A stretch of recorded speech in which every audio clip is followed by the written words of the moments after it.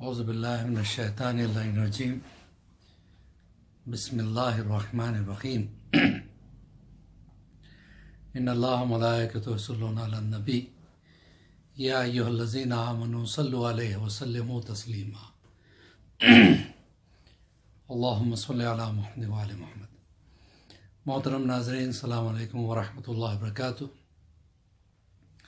جیسے کہ آپ حضرات جانتے ہیں، ہمارا یہ پیج تربیت اولاد کے حوالے سے ہے، اور ہماری یہ کوشش ہے کہ اسلام کی بیسک باتیں بچوں تک پہنچ جائے، ایسے بچوں تک جو اپنے پیرنٹس کے ساتھ ایسی جگہ رہتے ہیں جہاں پہ آس پاس میں کوئی مدرسہ نہیں ہے اور جہاں سے انہیں بیسکس کی تعلیم نہیں ملتی۔ ہماری کوشش ہے کہ ہم جو ہے نا اس کلپنگز کے ذریعے سے ان بچوں تک بیسک نالج پہنچائیں، اور اسی کوشش میں ہم نے اصول دین اور فروع دین پہ روشنی ڈالنے کی کوشش کی تھی۔ اس کے بعد انبیاءوں کا سلسلہ چلا۔ اب ہسٹری آف انبیاء کا جو سلسلہ چل رہا ہے، جناب آدم کے بارے میں ہم گفتگو کر چکے، جناب ادریس کے بارے میں گفتگو کر چکے، اور جناب نوح کے بارے میں گفتگو چل رہی ہے۔ اسی حوالے سے آج جناب نوح کے بارے میں کچھ اور معلومات آپ حضرات کے سامنے پیش کرنا چاہتے ہیں۔ وہ یہ کہ جب سے دنیا قائم ہوئی ہے، تب سے دو طرح کے انسان اس دنیا پہ رہتے چلے آئے ہیں۔ ایک وہ جو اللہ کے نیک بندے، ایک وہ جو شیطان کے بندے، اور سدا ان دو میں جو ہے نا تکرار ہوتی رہی ہے۔ اور اگر کثرت کے حساب سے دیکھا جائے تو نیک لوگوں کی تعداد کم رہی ہے، اور برے اور برائیوں کی تعداد زیادہ رہی ہے۔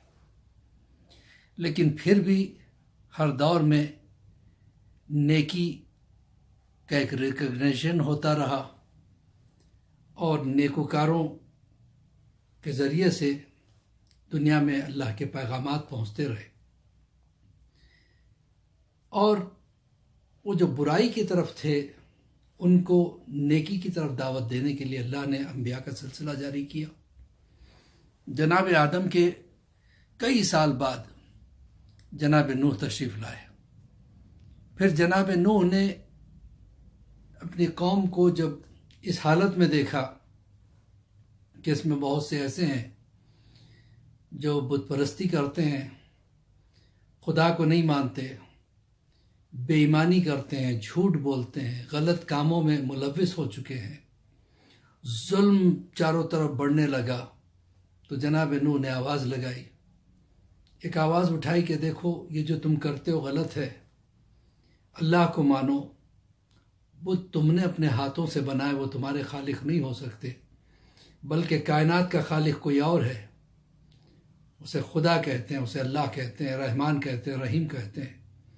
جناب نوح کی دعوت پر کوئی کان نہیں دھرتا رہا، یہاں تک کہ جناب نوح 950 سال تک تبلیغ کرنے کے بعد جب تھک ہار کے جناب نوح نے بد دعا کی تو اللہ نے ان کی بد دعا سن لی اور عذاب آیا۔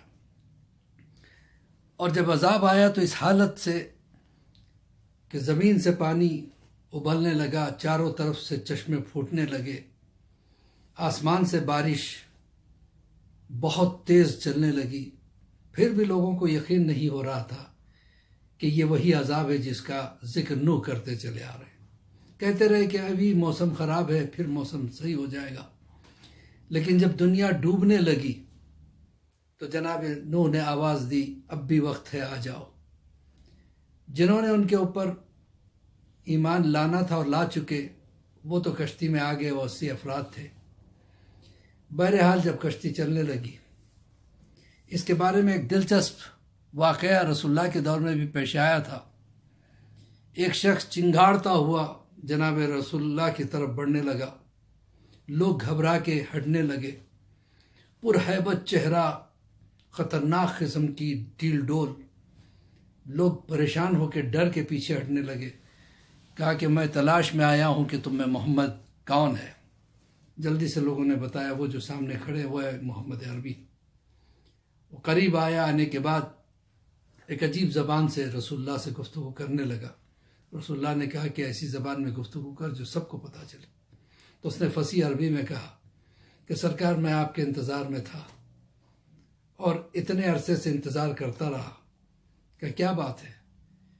کہا کہ میں جناب نوح کے دور کا جو ہے نا جن ہوں، اللہ نے مجھے بہت بڑا بنایا ہے، میں نے اپنے آپ کو بہت چھوٹا کیا، چھوٹے سے چھوٹا کرنے کے بعد آپ کے سامنے پیش کیا اپنے آپ کو۔ تو پتہ چلا کہ رسول اللہ کی خدمت میں آنا ہو تو چھوٹا بن کے انسان آئے تو اسے عزت ملتی ہے، بڑا بن کے جو جاتا ہے اسے عزت نہیں ملتی ہے۔ بہرحال اس نے کہا کہ سرکار میری ایک گزارش ہے، میرے ہاتھ بندھے ہوئے ہیں، اس کو کھول دیجئے، کیا تو اپنا واقعہ بیان کر۔ کہ جب نوح کا طوفان آیا اس وقت چاروں طرف پانی ہی پانی تھا، حتیٰ کہ پوری دنیا ڈوب گئی تھی، اور اس وقت میں نے دیکھا کہ اللہ والوں کی ایک کشتی ہے جو چل رہی ہے۔ اس وقت جب ساری دنیا ڈوب چکی تھی تو مجھے کمر تک پانی آیا تھا۔ اب اندازہ لگایا وہ کتنا اونچا پورا تھا۔ اس نے کہا مجھے شرارت سوجی، میں نے چاہا کہ ان اللہ والوں کو پریشان کروں، میں نے پانی پہ اپنے ہاتھ سے ضربیں مارنی شروع کی۔ نتیجہ یہ ہوا کہ اس ضربوں کی وجہ سے اور لہریں بڑی ہونے لگی اور تلاطم برپا ہونے لگا۔ نوح کے ساتھ جو کشتی میں سوار تھے انہوں نے فریاد کرنا شروع کیا، یا نبی اللہ ہم تو آپ کے بھروسے پہ آ گئے، اب اس جنات سے ہمیں کون بچائے گا؟ جناب نوح نے ہاتھوں کو بلند کیا، جبرائیل نے آن کے کہا کہ نوح واسطہ دو۔ کہ کیسا واسطہ؟ کہ اے مالک تجھے محمد کا واسطہ، تجھے علی کا واسطہ، فاطمہ کا واسطہ، حسن و حسین کا واسطہ۔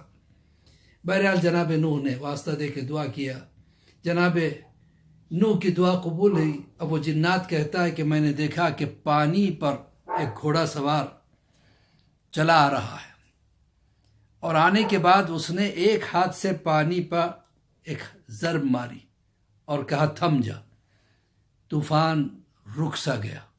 دوسرے ہاتھ سے اس نے میرے دونوں ہاتھوں کو پکڑا اور کہا کہ اپنے آپ کو بہت طاقتور سمجھتا ہے، بہت مغرور ہے، اپنے زلف کے ایک بال سے میرے دونوں ہاتھوں کو باندھ دیا۔ بال بہت کمزور چیز ہوتی ہے، کہتا اس نے میرے ہاتھوں کو باندھ دیا اور کہا کہ جس سے تجھے ممکن ہو کہ جا کھلوا لینا۔ میں نوح کے پاس گیا، نوح نے کہا یہ مجھ سے نہیں ہو سکے گا۔ کہا پھر میں کیا کروں؟ کہ انتظار کر، دوسرا نبی آیا، تیسرا نبی آیا، سب نے کہا آخری نبی کا انتظار کر۔ اب مجھے پتہ چلا آپ تشریف لا چکے ہیں تو پھر میں چلا آیا، سرکار میرے ہاتھ کھول دیجئے۔ اب یہ گفتگو ہو رہی تھی کہ اچانک اس کے چہرے کا رنگ بدلا اور وہ گھبرا کے پریشان ہونے لگا۔ رسول اللہ نے کہا کیا بات ہے؟ تو اس کی نگاہ ایک آنے والے جوان کی طرف تھی، دیکھا کہ سامنے سے علی مرتضیٰ چلے آ رہے ہیں۔ کہا کہ تو گھبرا کیوں رہا ہے؟ کہ یہی تو وہ جوان ہے جس نے میرے ہاتھوں کو باندھا ہے۔ رسول اللہ نے کہا گھبرانا نہیں۔ مولا قریب میں آئے، مولا مسکرا رہے تھے۔ رسول اللہ نے پوچھا کہ یا علی تم نے اس کے ہاتھوں کو باندھا ہے؟ کہا ہاں رسول اللہ، بہت مغرور تھا تو میں نے اس کے غرور کو توڑنے کے لیے کام کیا، کہ اس کے ہاتھوں کو کھول دوں۔ کہ ٹھیک ہے سرکار میں کھول دوں گا، میری ایک شرط ہے۔ کہ وہ کیا ہے؟ کہ یہ کہے لا الہ الا اللہ محمد رسول اللہ۔ اس نے فوراً کہا اشہد ان لا الہ الا اللہ اشہد ان محمد رسول اللہ۔ مولا کائنات آگے بڑھ رہے ہیں کھولنے کے لیے۔ رسول اللہ نے کہا رک جاؤ یا علی، ابھی اس نے اشہد ان لا الہ الا اللہ کا، اشہد ان محمد رسول اللہ کا، تمہاری شرط پوری ہو گئی، میری بھی ایک شرط ہے، جب تک کہ یہ علی ولی اللہ نہ کہے اس کے ہاتھوں کو نہ کھولنا۔ مولا مسکرا کے اس کی طرف دیکھتے ہیں، فوراً کہتا ہے اشہد ان لا الہ الا اللہ اشہد ان محمد رسول اللہ اشہد ان امیر المؤمنین علی ولی اللہ۔ وسیع و رسول و خلیفت و بلافظ، تو علی نے اس کے ہاتھ کھول دیے۔ یا دوسرے الفاظ میں یہ کہوں، جب تک وہ لا الہ الا اللہ کہتا رہا ہاتھ بندھے رہے، محمد رسول اللہ کہتا رہا ہاتھ بندھے رہے، جب علی ولی اللہ کہا تو ہاتھ کھل گئے۔ بہرحال اسی کے ساتھ ہم اجازت چاہتے ہیں، اگلے بار آپ سے پھر سے ملاقات ہوگی۔ مولا آپ کی تمام پریشانیوں کو دور کرے، آپ کو آپ کے توفیقات میں اضافہ کرے، اور رمضان کا مہینہ اس میں زیادہ سے زیادہ عبادت کرنے کی توفیق عطا کرے، امام کے ظہور میں تعجیل عطا کرے، ہم سب کو امام کے چاہنے والوں میں شمار کرے۔ بس اسی کے ساتھ مولوی عباس علی خوئی کا سلام ورحمۃ اللہ وبرکاتہ۔